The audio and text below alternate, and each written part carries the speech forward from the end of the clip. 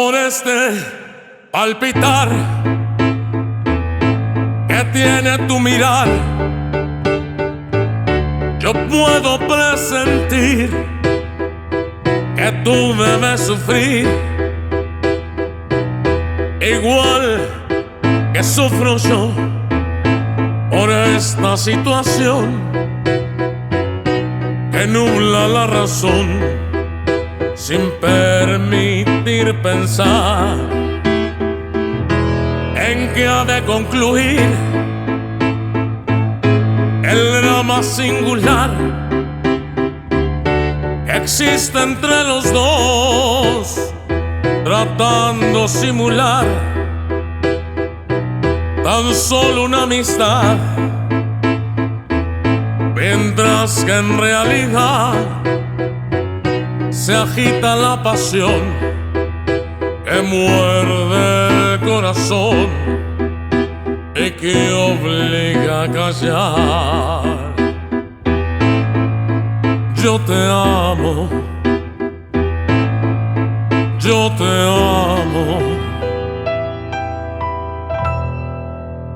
Tus labios de rubí, de rojo carmesí, parecen murmurar mil cosas sin hablar, y yo que estoy aquí sentado frente a ti me siento desangrar sin poder conversar,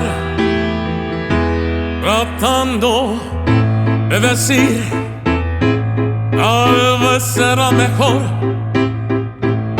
que me marche yo de aquí para no vernos más.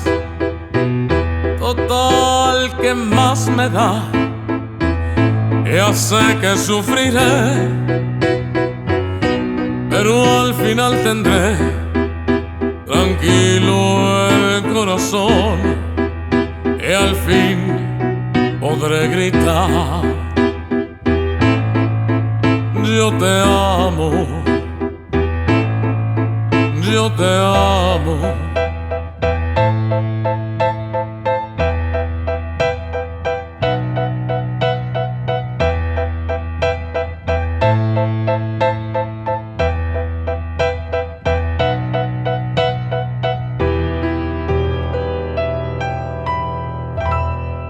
Tus labios de rubí, de rojo carmesí, parecen murmurar mil cosas sin hablar, y yo que estoy aquí sentado frente a ti me siento desangrar sin poder conversar, tratando de decir